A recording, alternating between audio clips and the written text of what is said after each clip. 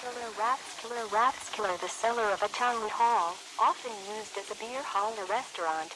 Ingratiate to establish oneself or someone else in the favor and good graces of someone, especially by deliberate effort, usually followed by with. He ingratiated himself with all the guests. Chicanery, subterfuge, deception, scheme, trick, dodge, ruse, perfidy, disloyalty. They are already crawling out from the political sewers and Rathskellers of Washington. Neoconservatives, who launched the Anyone But Trump campaign, are now trying to make nice with President-elect Donald Trump. These bottom feeders will attempt, in typical neocon fashion, to infect the Trump administration, much as they had done with President-elect Ronald Reagan in November 1980. This ill-crafted the Iran-Contra scandal that almost resulted in Reagan's impeachment. The granddaddy of neocons, Henry Kissinger, worked secretly to undermine President Richard Nixon. Trump should be on guard against attempts by the chameleon-like neocons to ingratiate themselves to Trump. Weekly Standard editor William Kristol is a case in point. Kristol was the brains behind the independent president candidacy of Mormon ex-CIA agent Evan McMullin, who went down to defeat in Utah. The Kristol-McMullin subterfuge failed miserably, and Trump should never forget what he said about this political chicanery by the neocons. Trump told Fox News last month, "You have a guy named Bill Kristol who's called it wrong for 2 years. He's a loser. He's called me wrong. He's called everything wrong. He's called the wars wrong. Everything he does is wrong. He gets his puppet McMullin to go and run in Utah." Hopefully, Trump will remember what perfidy the neocons hatched to deny him the White House.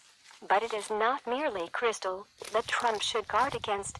By formally seizing control of the GOP from the Bush family, this Wall Street-connected crime family will be more dangerous to Trump than the vanquished Clinton crime family.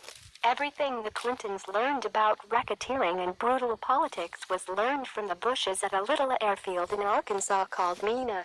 The American people voted to repudiate the Bush family. And President-elect Trump is obviously aware, somewhat, of the ties between JFK assassin Lee Oswald and Texas Senator Ted Cruz's Cuban papa Rafael Cruz. Trump must also be aware that Rafael, the Texas and Louisiana oil man, was part of a CIA operation that included Zapata Oil's George H.W. Bush. In promising to drain the swamp in Washington, Trump is in a position to expose all the dirty dealings of the neocons, the Bush and Clinton crime families, the CIA, and others. That cannot be done if Trump invites these parasites into his administration to craft policies and call important shots on foreign policy, intelligence, and defense. The neocon political parasite is only capable of destroying its host, whether Reagan, Nixon, John F. Kennedy, Jimmy Carter, or, if he is not wary, Donald Trump. Find out how and why LBJ had JFK assassinated. The man who killed Kennedy. The case against LBJ hit the New York Times bestseller list the week of the 50th anniversary of the assassination of President John F. Kennedy. Consummate political insider Roger Stone makes a compelling case that Lyndon Baines Johnson had the motive, means, and opportunity to orchestrate the murder of JFK. Stone maps out the case that LBJ blackmailed his way on the ticket in 1960 and was being dumped in 1964 to face prosecution for corruption at the hands of his nemesis attorney Robert Kennedy. Stone uses fingerprint evidence and testimony to prove JFK was shot by a longtime LBJ hitman, not Lee Harvey Oswald. President Johnson would use power from his personal connections in Texas, from the criminal underworld, and from the United States government, to escape an untimely end in politics, and to seize even greater power. President Johnson, the 36th President of the United States, was the driving force behind the conspiracy to murder President Kennedy on November 22, 1963. In The Man Who Killed Kennedy, you will find out how and why he did it. Legendary political operative and strategist Roger Stone has gathered documents and uses used his first-hand knowledge to construct the ultimate tome to prove that LBJ was not only involved in JFK's assassination, but was in fact the mastermind. Skyhorse Publishing, as well as our Arcade imprint, are proud to publish a broad range of books for readers interested in history, books about World War II, the Third Reich, Hitler and his henchmen, the JFK assassination, conspiracies, the American Civil War, the American Revolution, gladiators, Vikings, ancient Rome, medieval times, the Old West, and much more. While not every title we publish becomes a national bestseller, we are committed to books on subjects that are sometimes overlooked, and to authors whose work might not otherwise find a home.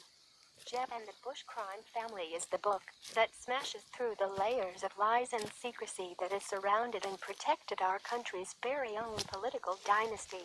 New York Times best-selling author and legendary political insider, Roger Stone lashes out with a blistering indictment that exposes the true history and monumental hypocrisy of the Bushes.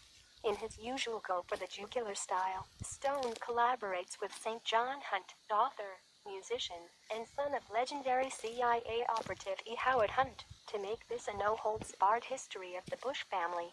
The authors reveal Jeb to be a smug, entitled autocrat who both uses and hides behind his famous name as he mingles with international drug peddlers. They show how Jeb received a $4 million taxpayer bailout when his daddy was vice president, used his insider status to make millions from Obamacare, avoided criminal prosecution on a fraudulent federal loan, hypocritically supported